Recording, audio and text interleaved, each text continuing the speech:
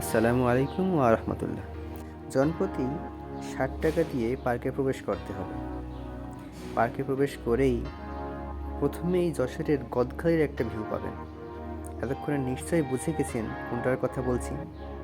আজ আমরা সম্পূর্ণ ভিডিওটা দেখব যে কি কি ছিল এই পার্কে।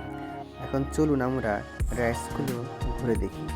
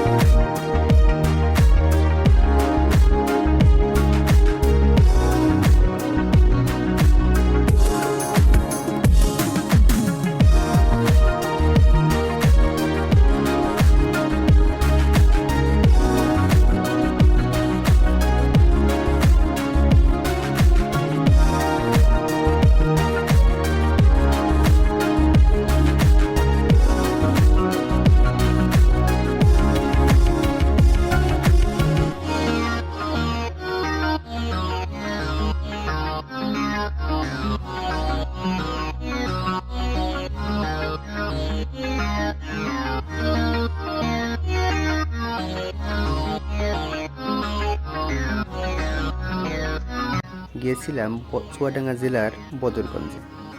অনেকেই ছিলেন, আবার কেউ কেউ নাও চিনতে পারেন। তাদের জন্য বলছি, চুয়াডাঙ্গা ঝিনাইদহের হাইওয়ে ধরে গেলে 15 কিলোমিটার দূরে অবস্থিত এই পার্ক। চুয়াডাঙ্গা থেকে ইজি বাইক বা বাসে করে যেতে পারবেন এই পার্কে। ভাড়া খুব একটা বেশি না, 40 বা 50 টাকা লাগতে পারে জনপ্রতি। হাইওয়েতে নেমে আরও প্রায় 1 কিলোমিটার ভিতরে যেতে হবে হেঁটে বা ভ্যানে করে, কারণ সবসময় ভ্যান পাওয়া যায় না, সেক্ষেত্রে হাঁটতে হবে। আর যদি কেউ নিজের গাড়ি নিয়ে যান তাহলে তো কথাই নেই।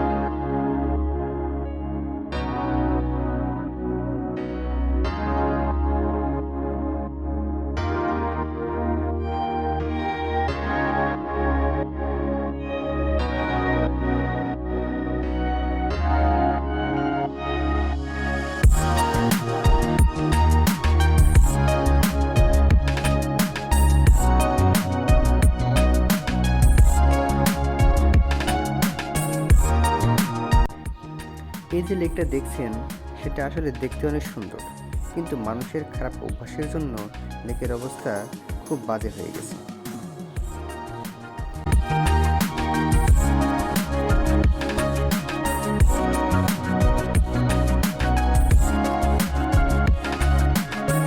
এই যে সুন্দর কিছু ঘর দেখতে পাচ্ছেন, এখানে বিশ্রাম নিতে চাইলে মূল্য পরিশোধ করে বিশ্রাম নিতে পারবেন।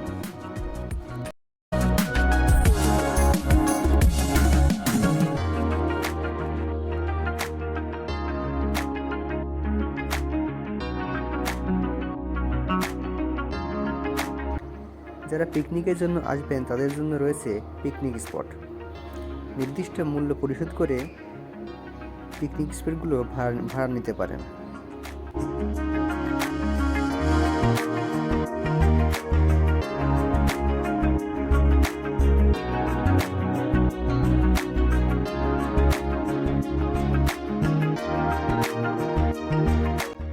পিকনিক স্পটের পাশে আছে মাটি দিয়ে তৈরি পাহাড়ের মতো দেখতে একটা সুন্দর জায়গা। উপরে উঠতেও পাহাড়ের মতো একটা ভিউ পাবেন। এখান থেকে পুরো পার্ক বেশ সুন্দরভাবে দেখা যায়।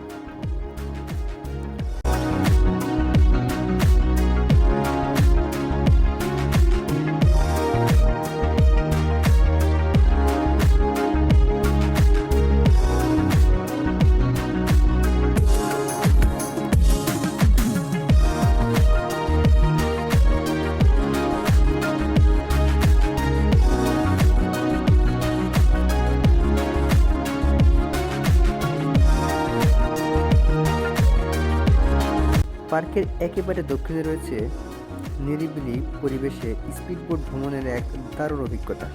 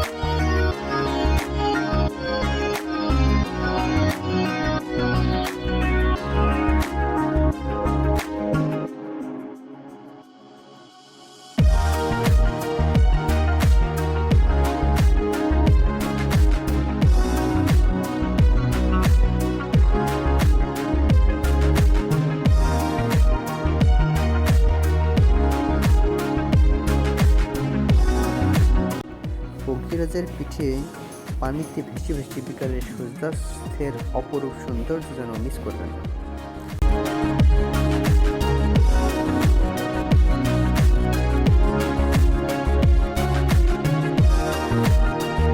আজ